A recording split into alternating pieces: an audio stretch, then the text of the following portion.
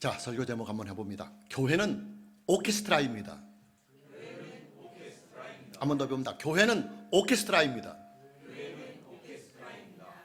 오늘은 본문으로 주어진 사사기 4장의 말씀을 가지고 교회가 가지고 있는 속성인 협력에 대하여 함께 말씀을 나누려고 합니다. 본문인 사사기 4장은 이렇게 시작이 되고 있습니다. 1절 말씀을 보면 에웃이 죽으니 이스라엘 자손이 또 여호와의 목전에 악을 행하였다. 사사기에서 반복이 되고 있는 사이클의 첫 단계인 이스라엘 자손들의 죄악이 또다시 반복이 되고 있습니다. 이스라엘 자손들의 반복되는 죄가 뭐냐? 바로 우상숭배입니다. 이스라엘 자손들의 우상숭배는 하나님께서 가장 미워하시는 죄요, 또 하나님께서 이스라엘 자손들에게 주신 10계명의 첫 번째 되는 계명을 어기는 아주 중대한 죄악입니다. 죄에도 경중이 있어요. 죄에 대한 경중을 우리가 무엇으로 알 수가 있느냐? 죄를 처벌하는 처벌의 수위를 보면 죄의 경중을 알 수가 있습니다. 우리가 형법에 보면 어떤 죄는 법정 최고형인 사형에 해당하는 죄가 있습니다. 사형에 해당하는 죄는 그만큼 더 죄질이 좋지 않다는 말입니다. 그러나 또 어떤 죄는 범칙금으로 대신을 하는 죄도 있습니다. 범칙금으로 대신하는 죄는 전과의 기록도 남지 않습니다. 죄가 무겁거나 죄질이 그렇게 나쁘지 않다는 말입니다. 하나님의 자녀들이 죄를 지는 그 죄 중에서도 죄악에 대한 경중이 있습니다. 하나님의 자녀들이 짓는 죄 중에서 가장 큰 죄가 뭐냐? 우상을 숭배하는 죄입니다. 신앙과 믿음의 유일하신 주님이신 하나님을 떠나서 헛된 우상을 섬기거나 우상에 빠져가는 죄악입니다. 당연히 우상 숭배의 죄는 그 처벌의 수위가 가장 강할 수밖에 없습니다. 하나님께서는 이스라엘이 범하는 우상 숭배의 죄악에 대하여 징계를 하십니다. 죄악의 경중으로만 따져본다면 마땅히 이스라엘은 하나님께로부터 큰 징계를 받아야 합니다. 그러나 하나님께서는 징계 중에서도 긍휼을 베푸시는 하나님이십니다.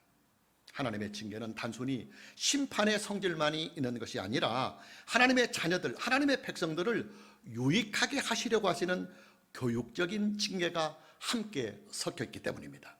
복음서를 보면 용서에 대한 예수님의 말씀이 나옵니다. 우리가 참고구절로 마태복음 18장 21절에서 22절 말씀을 보면 그때 베드로가 나와 이르되 주여 형제가 내게 죄를 범하면 몇 번이나 용서하여 주리이까? 7번까지라 하오리까? 예수께서 이르시되 네게 이르노니 7번뿐만 아니라 7번을 70번까지라도 할지니라. 어느 날 베드로는 예수님에게 이런 질문을 던집니다. 주여 형제가 내게 죄를 범하면 몇 번이나 용서하여 주리이까? 7번까지 하면 되겠습니까? 그러자 예수님께서는 이렇게 대답을 하십니다.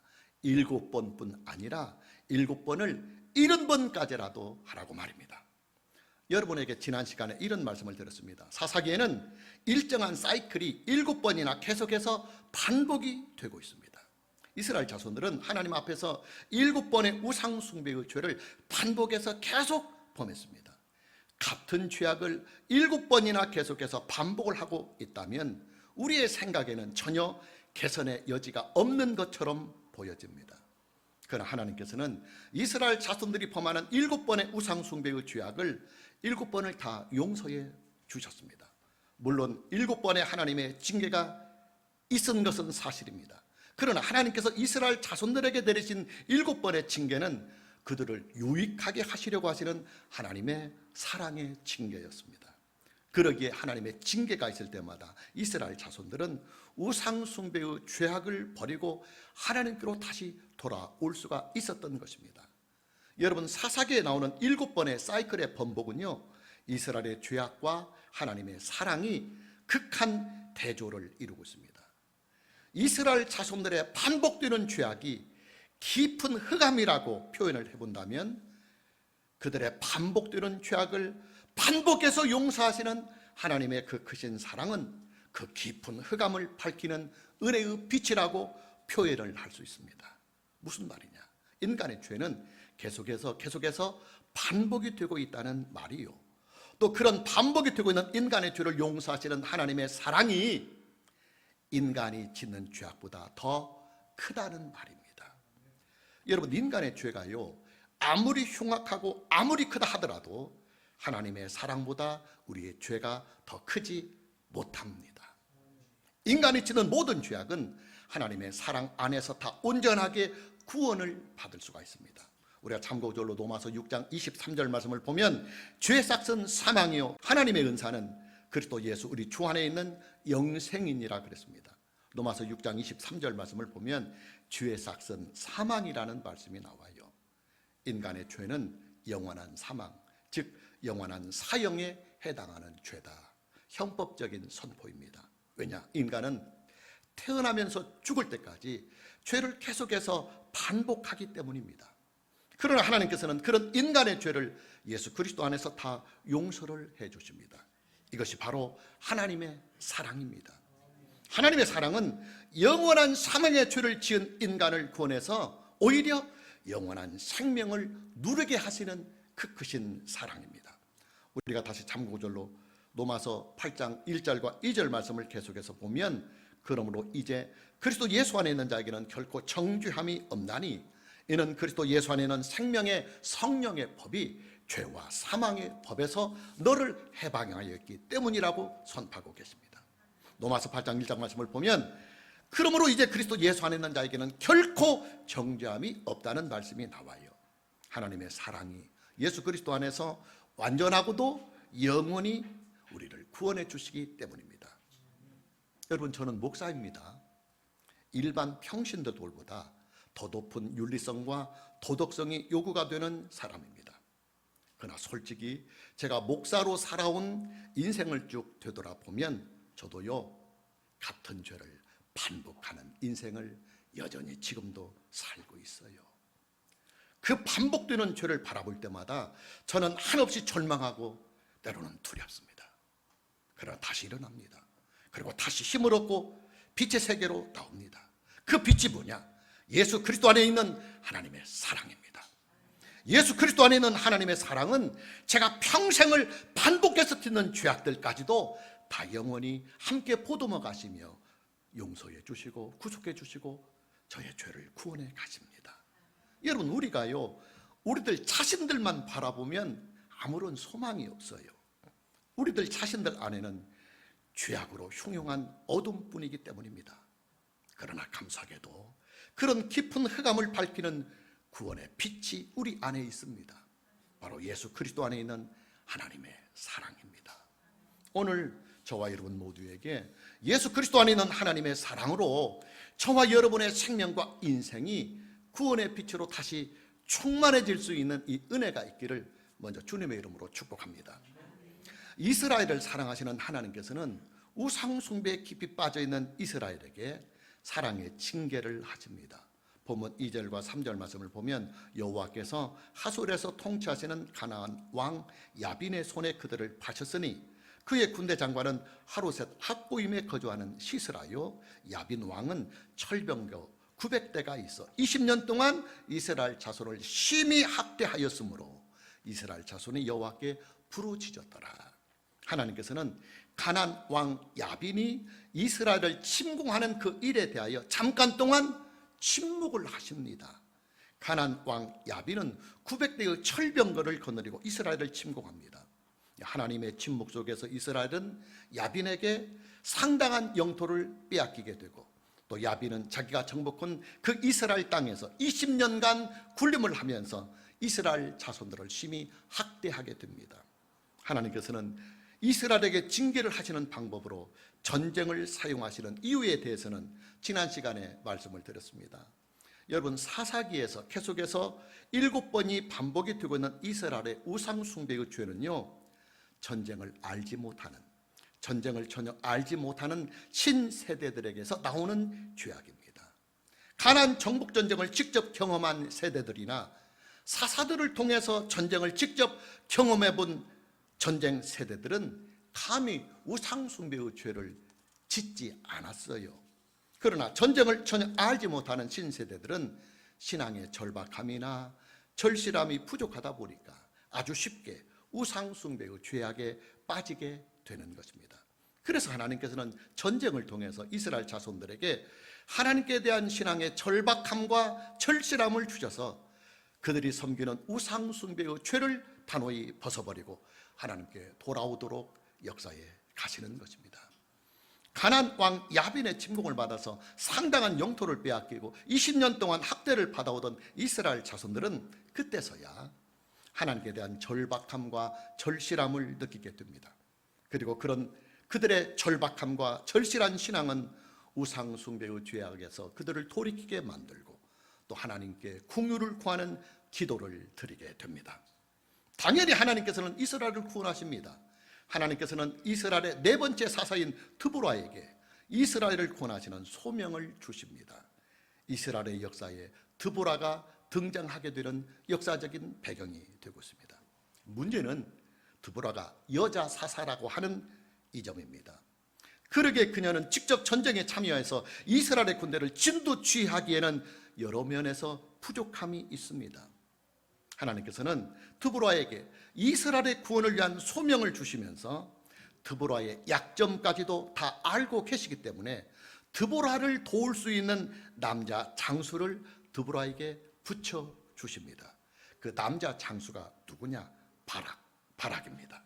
본문 6절과 7절 말씀을 보면 드보라가 사람을 보내어 아비노함의 아들 바락을 납달리 게데스에서 불러다가 그에게 이르되 이스라엘의 하나님 여호와께서 이같이 명령하지 아니하셨느냐? 너는 납달리 자손과 수불론 자손 10,000명을 거느리고 다불산으로 가라. 내가 야빈의 군대장관 시스라와 그의 병거들과 그의 무리를 기손강으로 이끌어 내게 이르게 하고 그를 네 손에 넘겨주리라 하셨느니라. 드보라는 바락에게 사신을 보내서 이스라엘을 구원하시는 하나님의 메시지를 전하게 됩니다. 바락에게 전하는 하나님의 메시지는 이렇습니다. 하나님께서는 야빈의 군대장관인 시스라가 이끄는 900대의 그 철병거 부대를 바락의 손에 넘겨주셨으니 바락으로 하여금 납달리 지파와 수불론 지파로 구성된 1만 명의 군대를 조직해서 이끌고 다볼산에 가서 매복하고 기다리라고 하는 하나님의 메시지였습니다. 다볼산에 매복을 하고 있다가 시스라가 이끄는 철병거 부대가 기손강에 이르렀을 때에 기습 공격을 하라 하는 메시지였습니다. 본문 15절과 16절 말씀을 보면 여호와께서 바락 앞에서 시스라와 그의 모든 병거와 그의 온 군대를 칼날로 혼란에 빠지게 하시네.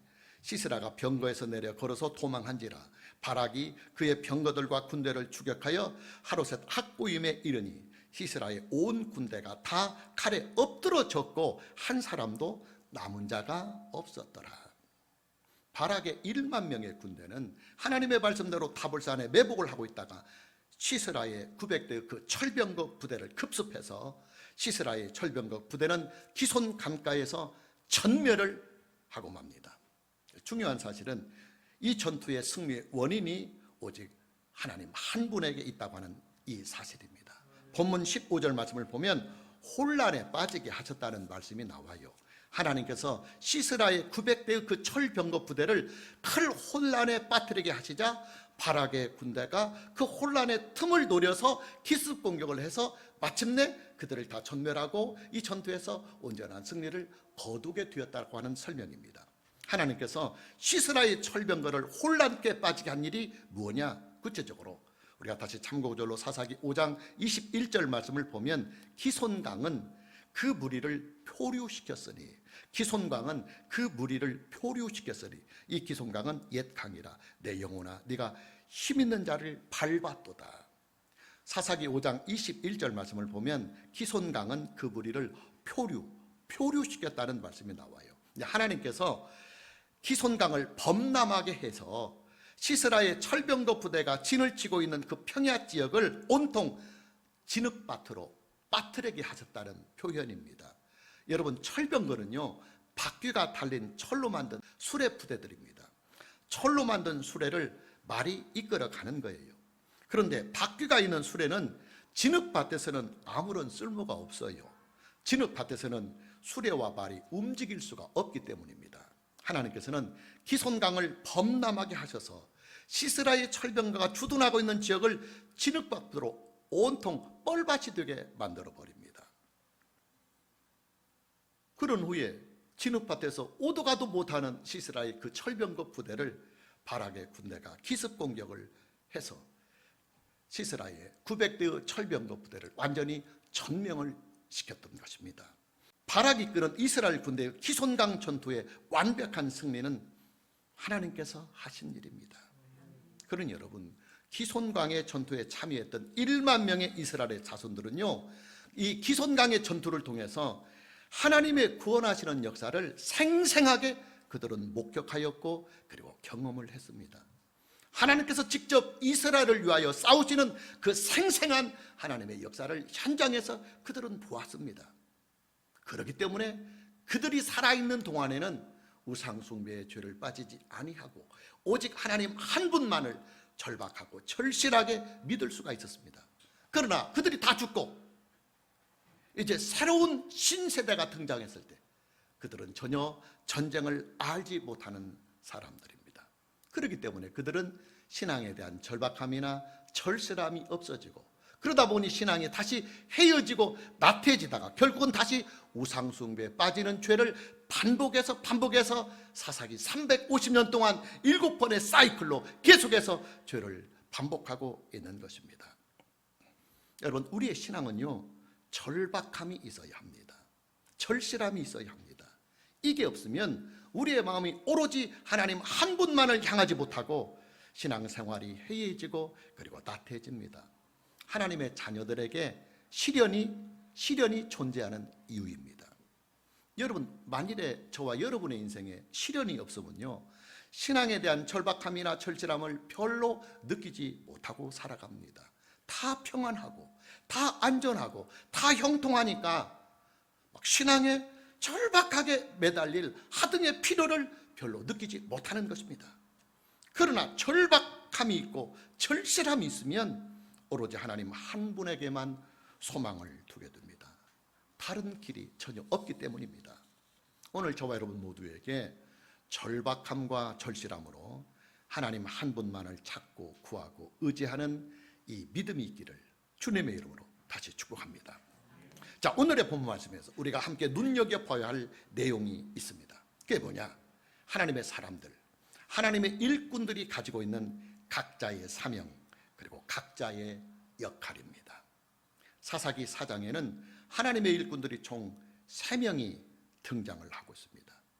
첫 번째 인물은 이스라엘의 여사사인 드보라요, 두 번째 인물은 이스라엘의 장수인 바락이요, 그리고 세 번째 인물은 야엘이라고 하는 이방 여인입니다.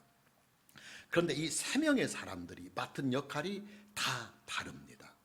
먼저 여사사인 드보라를 보면, 드보라는 이스라엘의 사사로서 이스라엘 자손들의 소송을 맡아서 재판을 하는 임무를 감당하고 있었습니다.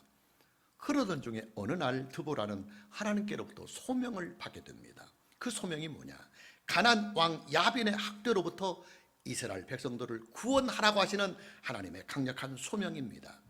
그녀가 하나님께로부터 받은 소명을 받을 바로 그 당시에 이스라엘은 가나안 왕 야빈에 의해서 상당한 영토를 빼앗긴 채 20년간 야빈 왕의 학대에 시달리고 있었습니다. 그러나 그녀는 여자의 몸입니다. 그녀는 군대를 직접 이끌고 전쟁터에 나가서 칼을 들고 싸울 수 있는 인물은 아니었습니다. 그럼 드보라가 맡은 역할이 뭐냐? 크게 두 가지입니다. 첫째는 하나님의 말씀, 하나님의 메시지를 하나님께로부터 받는 일입니다. 하나님께서는 드보라에게 하나님의 계시와 하나님의 말씀을 주시고, 드보라는 하나님께서 그녀에게 주시는 하나님의 말씀과 하나님의 계시들을 그대로 순종했습니다. 드보라는 하나님의 말씀대로 바락을 이스라엘 군대를 이끄는 장수로 삼고, 그리고 바락을 옆에서 도와가면서 이스라엘의 군대가 승리를 할 수 있도록 옆에서 협조해 갑니다. 여러분, 이스라엘 군대의 승리는요, 하나님의 메시지, 하나님의 말씀으로부터 나왔습니다. 하나님께서는 드보라에게 하나님의 메시지를 주셔서 바락을 이스라엘 군대의 장수로 삼으시고, 또 이스라엘의 군대를 다볼산에 매복을 시켜서 선제 기습 공격을 하도록 하셨습니다. 바락과 이스라엘의 군대는 드보라를 통해서 받은 하나님의 메시지를 그대로 순종했을 뿐입니다. 그리고 그 순종의 결과 그들은 이길 수 없는 전쟁을 완전하게 이길 수가 있었던 것입니다. 무슨 말이냐? 바락과 이스라엘의 군대의 승리는 오직 하나님 말씀의 순종에 대한 결과로 나타났다 그 말입니다. 본문 14절 말씀을 보면 드보라가 바락에게 이르되 일어나라, 이는 여호와께서 시세라를 네 손에서 넘겨주신 날이라. 여호와께서 너의 앞서 나가시지 아니하시느냐 하신지라. 이에 바락이 10,000명을 거느리고 다볼산에서 내려가니 그랬습니다. 본문 14절 말씀은 드보라가 전쟁에 임하는 바락에게 하나님의 메시지를 전하는 내용입니다. 드보라가 바락에게 전하는 하나님의 메시지를 보면, 야, 이번 전쟁은 하나님께서 이스라엘 군대보다 앞장서서 먼저 앞장을 서셔서 너희들이 싸우기 전에 하나님께서 먼저 직접 싸워주신다 하는 이 메시지가 들어 있습니다. 그러기에 당연히 이번 전쟁은 이스라엘의 군대가 완벽하게 승리를 한다고 하는 메시지가 담겨 있는 것입니다. 계속해서 본문 15절과 16절입니다. 여호와께서 바락 앞에서 시스라와 그의 모든 병거와 그의 온 군대를 칼날로 혼란에 빠지게 하시매 시스라가 병거에서 내려 걸어서 도망한지라. 바락이 그의 병거들과 군대들을 추격하여 하루셋 학고임에 이르니 시스라의 온 군대가 다 칼에 엎드러졌고 한 사람도 남은 자가 없었더라. 하나님의 메시지대로 순종한 바락과 이스라엘의 군대는 야빈 왕의 군대 장관인 시스라가 이끄는 900대의 철병거 부대를 완전히 전멸을 시킵니다. 여러분, 교회가 살고 기독인들이 살려면 하나님의 메시지가 바르게 선포돼야 되고, 또 그렇게 바르게 선포되는 하나님의 메시지를 믿고 의지하며 순종해 나갈 때 교회가 살고 예수 그리스도 안에서 믿음으로 살아가는 하나님의 자녀의 영혼과 그리고 생명과 인생이 살아갑니다. 강단에서 증거가 되는 목사의 설교가 반드시 바르게 증거가 되어야 합니다. 오늘의 본문 말씀에 나오는 두 번째 인물은 바락입니다. 바락은 이스라엘의 사사는 아닙니다. 아마도 그는 잘 알려지지 아니한 무명의 장수였던 것으로 보여집니다. 그런 그가 어느 날 사사인 드보라를 통해서 하나님의 부르심을 받게 됩니다.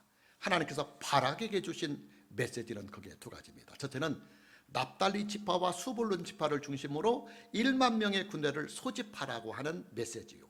또 둘째는 그 10,000명의 군대를 이끌고 다볼산에 가서 미리 매복을 하고 있다가 때가 되면 하나님의 명령이 떨어지면 기습 공격을 하라고 하는 메시지입니다. 바락은 드보라를 통해서 증거가 되는 하나님의 메시지를 받아서 그대로 순종을 합니다. 그리고 하나님의 메시지를 쫓아 시스라의 철병거 부대를 급습해서 마침내 승리를 이끌어냅니다. 본문에 나오는 세 번째의 등장인물은 야엘이라고 하는 이방 여인입니다. 야엘은 겐 족속에 속하는 평범한 이방 여인입니다.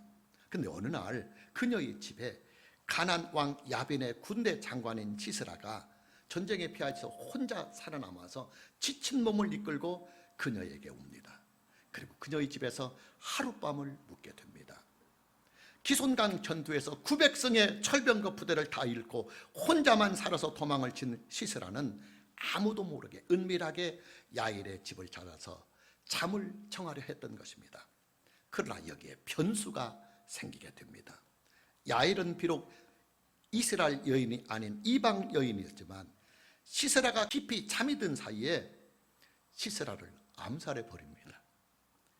가나안 왕 야빈은 900대의 철병거 부대를 다 잃고 또 거기에다가 군대 장관인 시스라마저도 죽어버리니까 더 이상 힘을 쓰지 못하게 됩니다.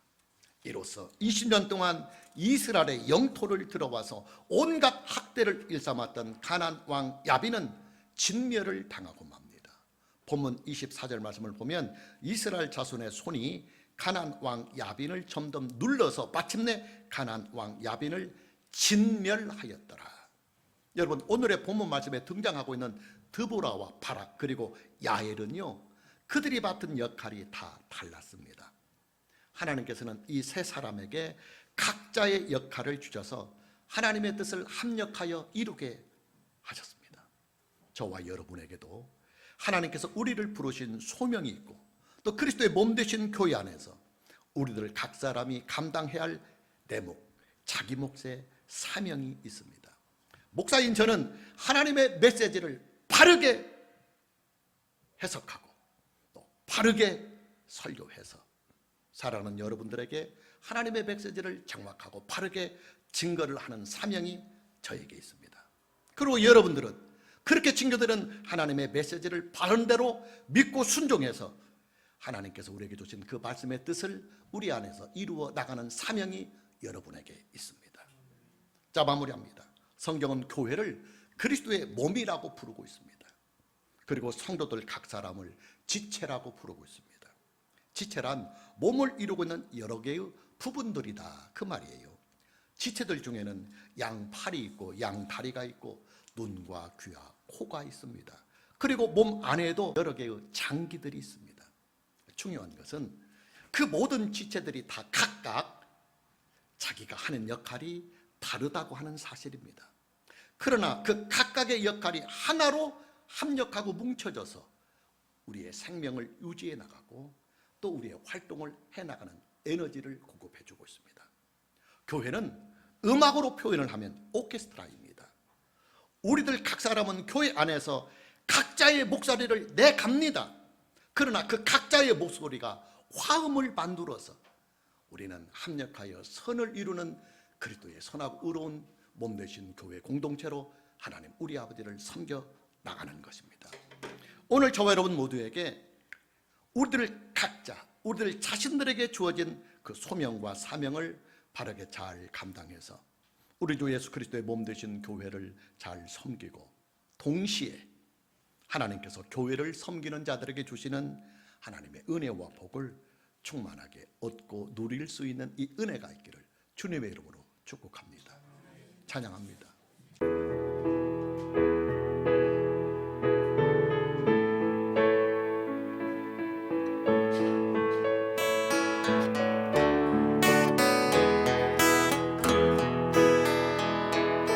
그리스도의 피로 그리스도의 피로 사신 교회 여기 그리고 우리 그리스도의 피로 사신 교회 여기 그리고 우리 보좌 앞에 나가 구원의 노래 부르네 보좌 앞에 나가 거룩하심을 예배해 받으소서 받으소서 우리의 예배를 받으소서 받으소서 우리의 경배를 하나님의 복이 내리는 곳 여기 그리고 우리 하나님의 뜻이 있는 이곳 여기 오른손 들고 다시 처음부터 고백합니다. 그리스도의 피로 사신 교회 여기 그리고 우리 그리스도의 피로 사신 교회 여기 그리고 우리 보좌 앞에 나가 구원의 노래 부르네 보좌 앞에 나가 거룩하심을 오른손 들고 받아주시옵소서. 받으소서 받으소서 우리의 예배를 받으소서 받으소서 우리의 경배를 하나님의 복이 내리는 곳 여기 그리고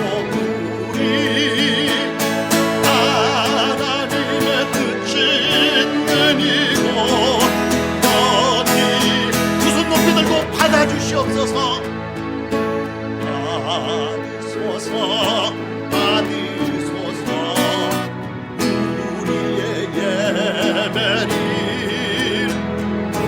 받으소서 받으소서 우리의 경배를